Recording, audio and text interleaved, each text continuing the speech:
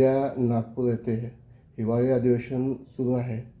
संयोग येथील रेस्ट हाऊसमध्ये काही संघटनांना विरोध करण्यात आले असल्याचे समजतं. यावर आपली काय प्रतिक्रिया?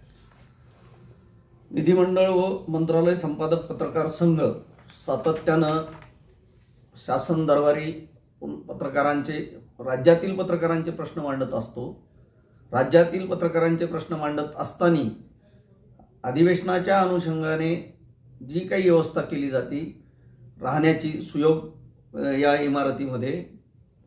इमारतीमध्ये राहण्याची जी पत्रकारांची व्यवस्था केली जाते, त्या व्यवस्थेमध्ये महाराष्ट्रातील ग्रामीण भागातील पत्रकारांचीही व्यवस्था करण्यात आली पाहिजे. त्या अनुषंगाने किंवा कुठल्याही पत्रकारावर अन्याय झाला नाही पाहिजे म्हणून आम्ही सातत्यानं राज्य शासनाशी संघटनेच्या माध्यमातून मांडत असतो. परंतु हे सगळं करत असताना राज्य शासनाने मग काही बाबी मागच्या वर्षी बऱ्याच अडचणी येथे निर्माण झाल्या नागपूरमध्ये, त्या अडचणीच्या अनुषंगाने मग एक SOP बनवण्याचं मागणी आम्ही केली. संघटनेने माननीय DGIPR असतील किंवा इथं सर्व राज्य शासनाकडेच मागणी केली. मग राज्य शासनाने त्या पद्धतीने SOP तयार करण्याचे काम सुरू केले असताना दरम्यानच्या काळात आम्ही वारंवार त्यांच्याकडे विनंती करत होतो, परंतु ते SOP काही कंप्लीट होत नव्हती. म्हणून संघटना या माननीय उच्च न्यायालय औरंगाबाद खंडपीठ येथे याचिका दाखल केली. याचिका दाखल करून संघटनेच्या मागणीनुसार, संघटनेच्या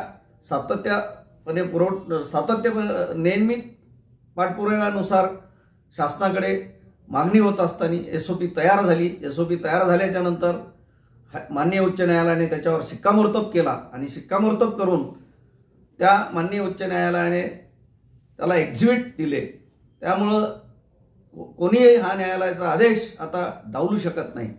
आणि न्यायालयाच्या आदेशानुसार जेव्हा राज्यातील पत्रकारांना येथे सुयोग बिल्डिंगमध्ये थांबण्यासाठी जी व्यवस्था करण्यात आलेली आहे, त्या व्यवस्थेच्या अनुषंगाने राज्य शासनाने काही पत्र मागणी केली होते. त्या अनुषंगाने आम्ही राज्य शासनाकडे आमची काही दैनिकांनी राज्यातल्या नोंदणी केली. नोंदणी केल्याच्या नंतर राज्य शासनाने एक यादी तयार केली. यादी तयार करून ती माननीय नागपूर संचालक यांच्याकडे पाठवण्यात आली. त्यांनी ती येथे जी काही व्यवस्था पवार नावाचे अधिकारी आहेत त्यांच्यावर जबाबदारी दिली. पवार नावाच्या अधिकाऱ्यांनी त्या पद्धतीनं ते राबवणं आवश्यक होतं, परंतु ते कुठल्याही प्रकारे न राबवता त्यांनी ग्रामीण भागातील पत्रकारांवर अन्याय करण्याचा प्रयत्न केला. आणि प्रत्येक ग्रामीण भागातील पत्रकार ज्या कक्षामध्ये थांबलेले आहेत त्या कक्षात जाऊन त्यांनी सांगितलं की बाबा तुम्हाला कक्ष खाली करावा लागेल. मग आम्ही त्यांना सांगितलं की बाबा कक्ष का खाली करायचा? आम्ही पत्रकार नाहीत का? आम्ही ग्रामीण भागातले पत्रकार असलो म्हणून काय झालं? आम्ही अधिवेशन कव्हर करायला यायचं नाही का? त्या अनुषंगाने आम्ही अधिवेशन कव्हर करायला आलेलो आहोत. अधिवेशन कव्हर करणं हाही आम्ही आमचं कर्तव्य समजतो. अधिवेशनामध्ये काय घडतं ते आम्हालाही ग्रामीण भागातील जनतेपर्यंत पोहोचायचं आहे. कारण नागपूर अधिवेशनात जे काय घडतं हे नागपूर आणि मराठवाड्याच्या विकासासाठी घडलं पाहिजे, मुंबईच्या विकासासाठी घडलं नाही पाहिजे. त्यामुळे मराठवाड्यातील आणि नागपूर विभागातील पत्रकारांना जास्तीत जास्त सहभाग याच्यात नोंदवता आला पाहिजे. आणि त्यांची सुद्धा व्यवस्था, महाराष्ट्रातल्या कान्याकोपऱ्यातल्या पत्रकारांची व्यवस्था या विधिमंडळाच्या अनुषंगाने, होणाऱ्या अधिवेशनाच्या अनुषंगाने नागपूर येथे केल्या गेली पाहिजे. आणि आम्ही राज्य शासनाला संघटनेच्या माध्यमातून इशारा देत आहोत की अशा पद्धतीने कुठलाही तुमचा एखादा अधिकारी येऊन आम्हाला दमदाटी करण्याचा प्रयत्न करत असेल तर त्यावर वेळीच तुम्ही योग्य ती कायदेशीर कारवाई करावी, नसता आम्हाला पुन्हा न्यायालयात जाऊन कंटेम्प्ट फाईल करावे लागेल, याची नोंद घ्यावी. आपण वारंवार संघटनेचं नाव घेतं. आपली कोणती संघटना आणि धर्मदाय आयुक्तकडे नोंदणी झालेली संघटना आहे किंवा कसे? विधिमंडळ व मंत्रालय संपादक पत्रकार संघ ही संघटना श्रमिक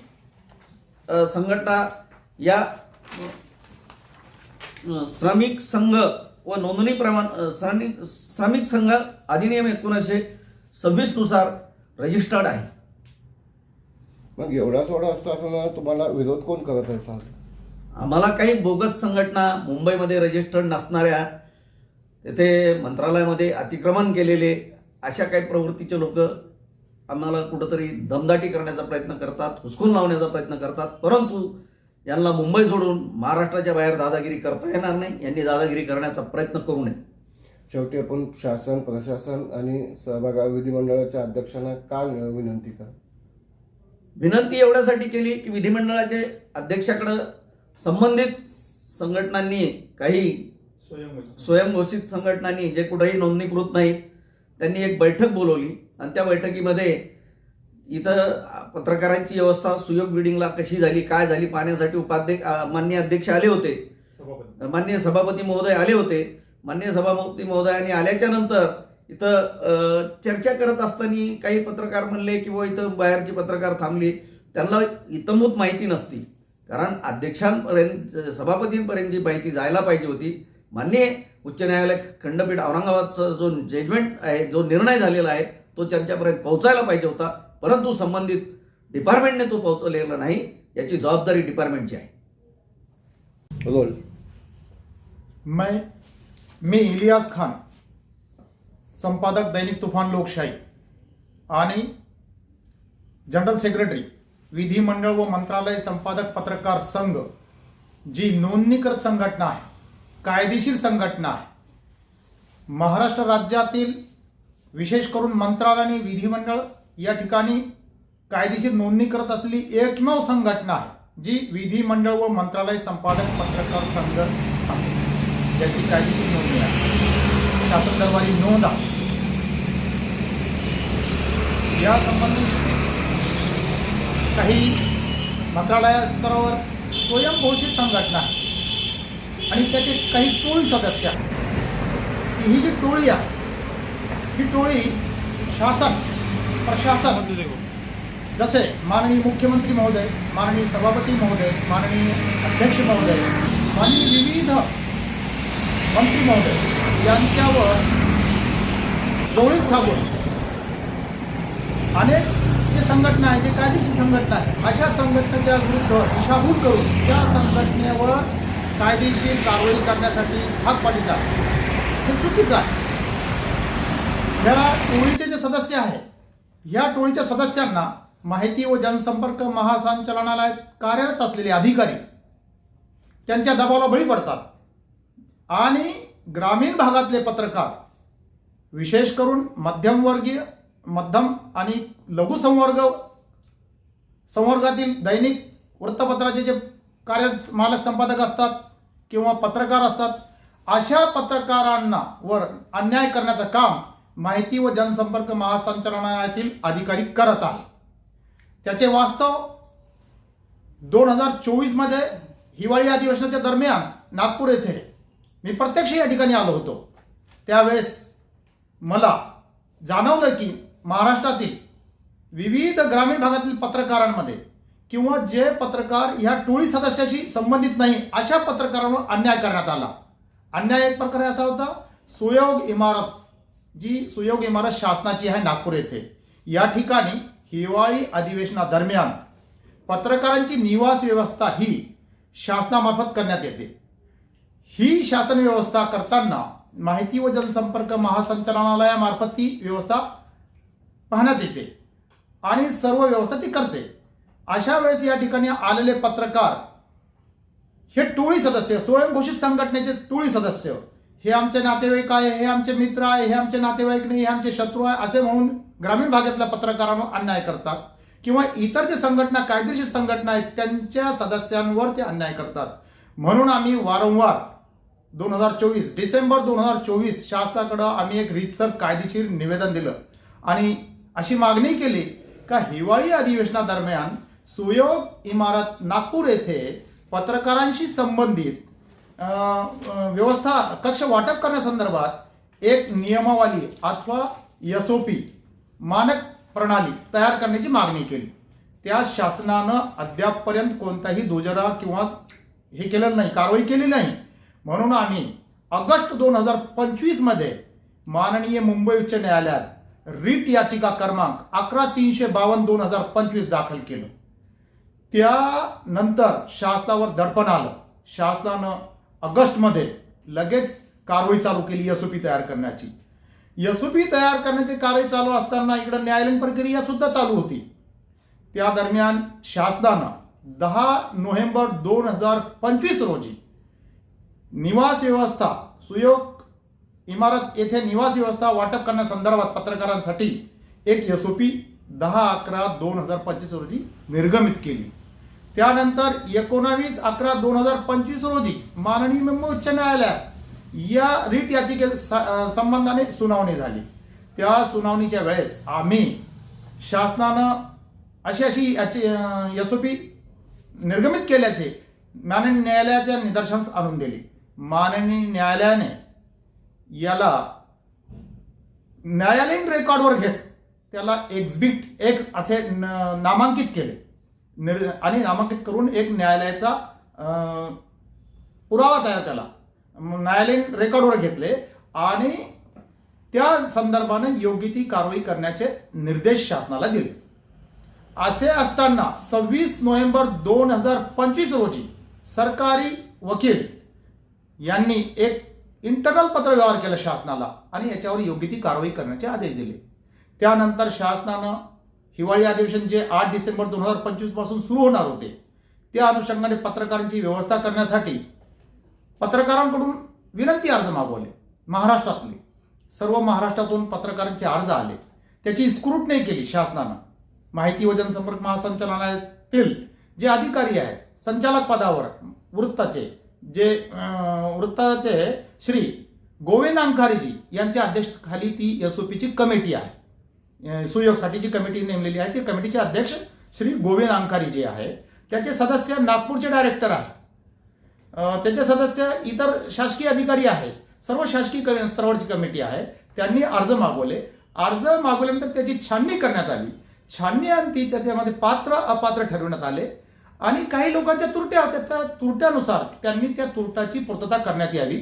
जसे की पत्रकार असल्याचा पुरावा, शासनानं दिलेला अधिस्वीकृती पत्रिका, वर्तमानपत्राचे RNA प्रमाणपत्र, ज्या वर्तमानपत्रात ते काम करत आहे त्याचं ओळखपत्र आणि त्या वर्तमानपत्राच्या संपादकाचा विनंती अर्ज, असे काही त्यांनी ते कागद घेतले. तपासणी केली आणि प्रत्येक वर्तमानपत्राचा एक प्रतिनिधी हे या ठिकाणी नेमला जाईल किंवा त्याला ते निवास व्यवस्था उपलब्ध करून दिली जाईल. अशा पद्धतीनं 81 पहिल्या दिवशी 81 त्याच्यात वाढ होऊन 83 लोकांची यादी नागपूर डायरेक्टर जनरलला पाठवली. त्यानुसार काल दिनांक 7 डिसेंबर 2025 रोजी आलेल्या पत्रकारांना ते बेड रूम देण्यात आलेली आहे. आणि जेव्हा काल 10 वाजता सकाळी काही स्वयंघोषित संघटनेच्या पदाधिकारी आले, ही कायदेशीर संघटना नाही आहे. मागच्या 50 वर्षापासून ही संघटना नुसतं शासनाला लुटत आहे आणि शासकीय अधिकाऱ्यांची, माननीय मंत्री महोदयांची, माननीय सभापतींची, माननीय अध्यक्षांची फक्त आणि फक्त दिशाभूल करीत आहे आणि दिशाभूल करून लाखो रुपये लुटत आहे. लाखो रुपयाचा चंदा सुद्धा घेत आहे शासनाकडून. बेकायदेशीर कोणता हिशोब नाही, यांची कोणती घटना नाही, यांची कोणती रजिस्ट्रेशन नाही, यांची नियमावली नाही. आणि हे शासनानं जे महाराष्ट्रातील पत्रकारांसाठी एक वार्ताहर कक्ष खुले केलेला आहे मंत्रालयामध्ये, त्याच्यावर सुद्धा त्यांनी मागच्या 50 वर्षापासून बेकायदेशीरित्या अतिक्रमण केलेलं आहे आणि ते काबीज केलेलं आहे. या संदर्भात आमच्या संघटनेनं 2020 पासून तर 2025 पर्यंत 100 पेक्षा जास्त निवेदनं देऊन त्यांच्यावर कारवाई करण्याची आणि ह्या सर्व मान्यताप्राप्त पत्रकारांसाठी खुले करण्याची मागणी केलेली आहे. त्या अनुषंगाने माहिती व जनसंपर्क महासंचालनालयाने 2023 मध्ये RTI खाली आम्हाला एक पत्र दिलेलं आहे. त्यामध्ये त्यांनी स्पष्ट केले की हे सर्व पत्र महाराष्ट्रातील पत्रकारांसाठी आहे. परंतु हे स्वयंघोषित संघटनेचे जे अध्यक्ष आहेत, स्वयंघोषित संघटनेचे टोळी सदस्य आहे, हे महाराष्ट्रातल्या पत्रकारांना त्या वार्ताहर संघाच्या वार्ताहर कक्षामध्ये बसू देत नाही. त्या ठिकाणी त्यांनी अतिक्रमण करून आपल्या बेकायदेशीर अनोंदणीकृत संघटनेचा बोर्ड लावलेला आहे, जसं की तो त्यांचाच आहे. आणि त्याच्यावरती ते लिहितात महाराष्ट्र शासन आणि त्याचे खाली लिहितात विधिमंडळ व मंत्रालय वार्ताहर संघ. ते असं भासवतात की महाराष्ट्राचा एक अंग आहे, परंतु हे बेकायदेशीर आहे, दिशाभूल करणारा आहे. आणि याला माहिती खात्यातले काही अधिकारी त्यांना मदत करत आहे व त्यांना पाठीशी घालत आहे किंवा त्यांच्या भीतीपोटी ते त्यांच्यावर कारवाई करत नाही, ही विशेष बाब आहे. आता काल दिनांक जेव्हा आल्यानंतर त्यांनी बैठक घेतली आणि बैठक घेऊन बैठक घेऊन ग्रामीण भागातल्या ज्या पत्रकारांना रूम देण्यात आले आहेत ते खाली करावे, नसतं आम्ही बहिष्कार टाकू असं करू, एक असा बेकायदेशीर जमाव दडपण टाकण्याचं काम त्यांनी केलेलं आहे प्रशासनावर. आणि जेव्हा या ठिकाणी सुयोगमध्ये पत्रकारांची व्यवस्था पाहण्यासाठी माननीय सभापती महोदय या ठिकाणी आले असतात, त्यावेळेस त्यांनी हे सांगितलं का इथं काही आम्हाला रूम नाही, आम्हाला जागा नाही. परंतु हे जे आहे तथाकथित पत्रकार आहे ते पत्रकारांना यूट्यूबर आहे ते, यांच्याकडे कोणत्याही प्रकारची कायदेशीर मान्यता नाही, ते पत्रकार नाही. आणि अशा लोकांच्या दडपणाखाली शासन किंवा त्यांच्या भूलथापांना बळी पडून हे महाराष्ट्रातल्या पत्रकारांवर अन्याय करत आहेत. त्यांना बेकायदेशीररित्या अलॉटमेंट झालेल्या बेड रूम मधून बाहेर काढण्याचा प्रयत्न करत आहे, जे एक प्रकारे माननीय उच्च न्यायालयाच्या आदेशाचे अवमानना आहे आणि हे अवमाननास पात्र आहे. या संदर्भात आम्ही 25 नोव्हेंबर 2025 रोजी एक शासनाला रिप्रेझेंटेशन दिलेलं आहे आणि याच्यामध्ये नमूद केलेलं आहे का एक माननीय न्यायालयाने जे आदेश दिलेले आहे 19 नोव्हेंबर 2025 रोजी त्याची अंमलबजावणी करण्यासंदर्भात हे रिप्रेझेंटेशन दिलेलं आहे. हे सर्वांना दिलेलं आहे, राज्याच्या मुख्य सचिवांसहित खाली सर्वांना दिलेलं आहे. याची अंमलबजावणी अधिकारी करत नाही, परंतु रात्री अपरात्री हे अधिकारी ते तथाकथित पत्रकारांसोबत त्या रूम मध्ये येतात, ज्या ज्या ठिकाणी ग्रामीण भागातले पत्रकार आहेत अशा पत्रकारांना ते धमकावत आहे का बाहेर जावं लागेल, नाहीतर तुमच्यावर पोलीस कारवाई होईल, तुम्हाला तडीपार केला जाईल, तुमच्यावर असे गुन्हे आहे, अशा खोट्या नाट्या अफवा पसरवत आहे. याबद्दल शासनानं शहानिशा करावी, न्यायालयाच्या आदेशाचं पालन करावं व सामान्य प्रशासन विभागानं दिनांक 10 नोव्हेंबर 2025 रोजी निर्गमित केलेला जो शासन निर्णय आहे किंवा कार्यालयीन आदेश आहे याची तंतोतंत अंमलबजावणी करावी अशी शासनास विनंती आहे.